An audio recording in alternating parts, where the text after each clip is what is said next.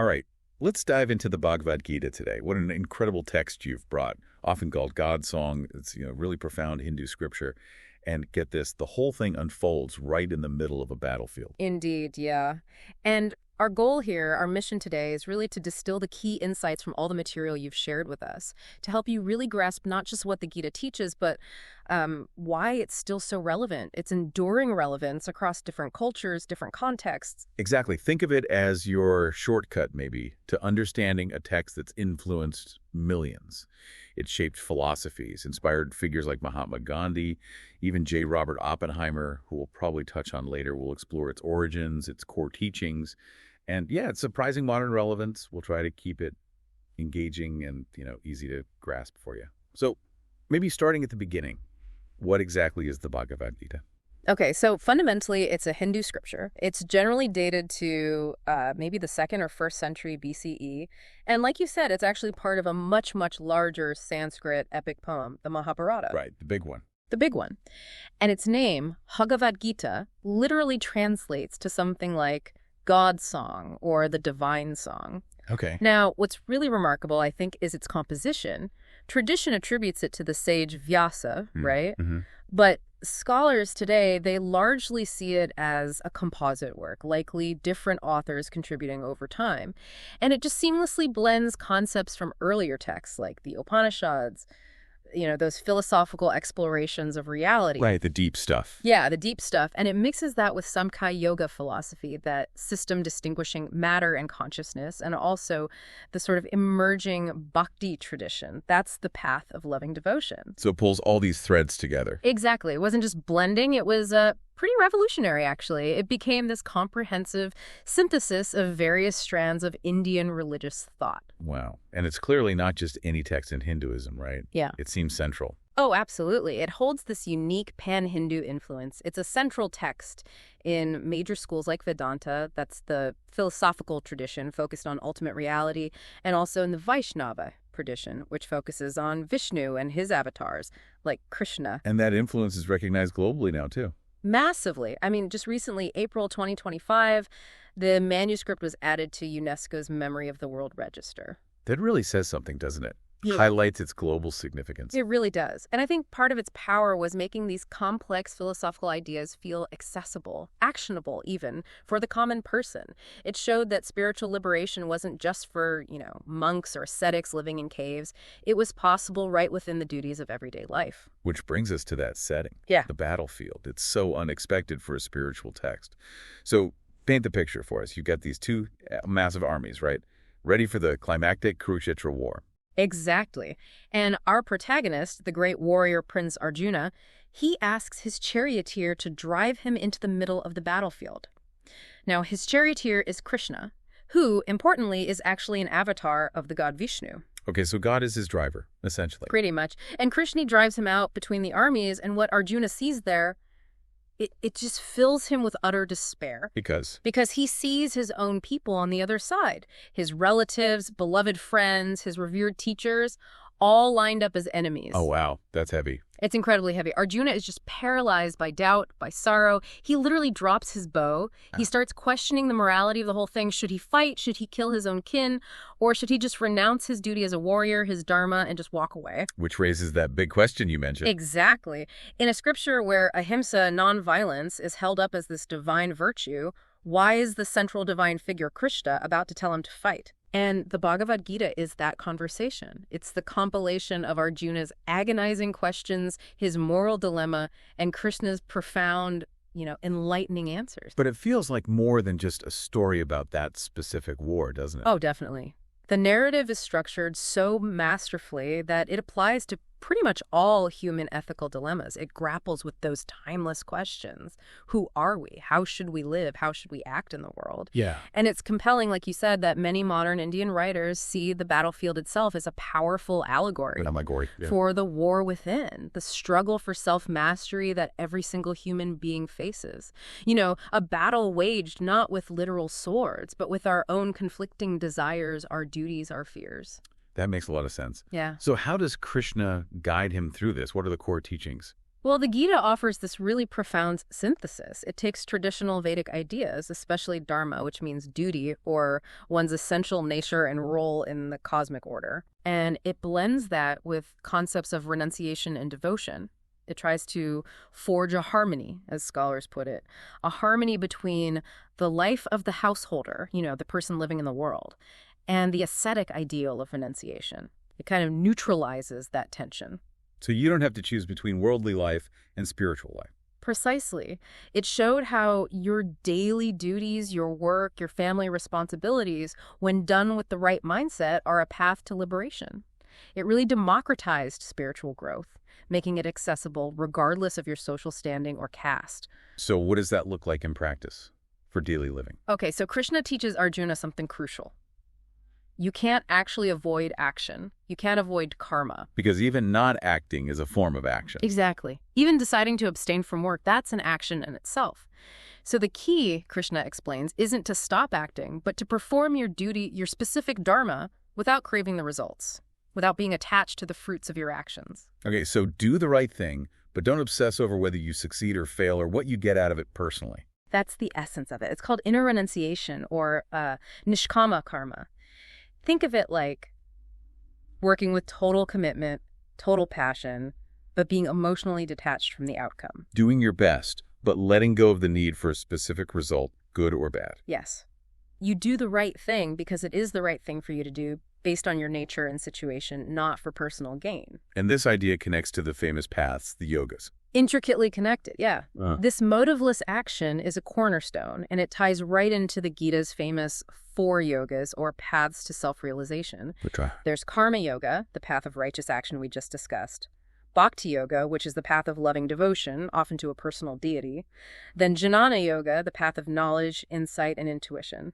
And raja yoga, the path of meditation and mental discipline. 4 distinct paths. Is one better than others? Well, the text is interesting on this. It asserts that none of these paths are intrinsically superior or inferior. They sort of converge in one and lead to the same goal. Okay. But does it favor any particular one? It does often seem to give special prominence to bhakti yoga, the path of loving devotion. It's sometimes described as the foremost and the easiest of them all. Interesting. So a shift towards devotion. Yeah, it marks a bit of a shift from the purely knowledge-based liberation you might find emphasized in the older Upanishads.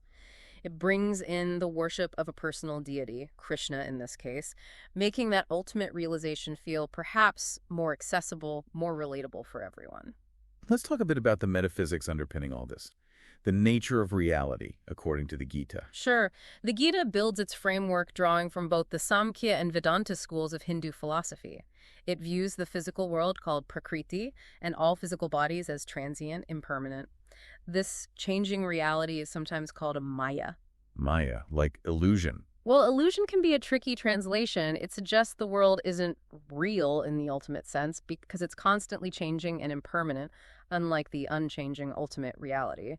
But it's very real in our everyday experience, of course. Okay, and contrasted with this changing reality is Atman. This is a foundational concept. The Atman is the permanent, real, unchanging essence within every living being. Their true self. The soul, you might say. Right, the unchanging core. Exactly. And here's where the Gita does something really brilliant, I think. Go on. It teaches about both a personalized God, Krishna, the divine figure right there talking to Arjuna, and the abstract, formless, ultimate reality, Nirguna Brahman. The formless absolute. Yes. And what's fascinating is how the text often blurs the lines between them, using the concepts almost interchangeably. So Krishna is both the personal guide and the ultimate reality. That's the understanding it conveys. That Krishna, the personal manifestation, is also that essential fundamental element within everyone and everything. There's a verse where Krishna says, "Among the Pandavas, I am Arjuna." Implying he's present in Arjuna, and by extension, in all beings. Precisely. His manifestation is everywhere, in everything. Wow. Is there a point where this becomes explicit? Oh, absolutely. It culminates dramatically in Chapter 11. Arjuna asks to see Krishna's true universal form, and Krishna grants him a heavenly eye to perceive it. And what does he see? It's described as this overwhelming cosmic vision, the Vishvarupa, radiating the light of 1,000 suns, containing all gods, all beings, the entire universe, with no beginning, middle, or end. Sounds intense. Completely overwhelming for Arjuna. But that vision, powerfully symbolizes the unity of everything, how the individual self, the Atman, and the absolute reality, Brahman, are interconnected, eternally pervading all existence. It's amazing how this single text holds such sway across Hinduism, given the diversity within the tradition. It really is unique in its pan-Hindu influence, though interestingly, some scholars suggest its extraordinary prominence, especially in the way we see it today, is actually more of a feature of modernity. Well, it started gaining significant appreciation in the West from about the 18th century onwards. And you had new interpretations emerging from groups like the Theosophical Society in the late 19th, early 20th century, which really boosted its profile internationally and even back in India.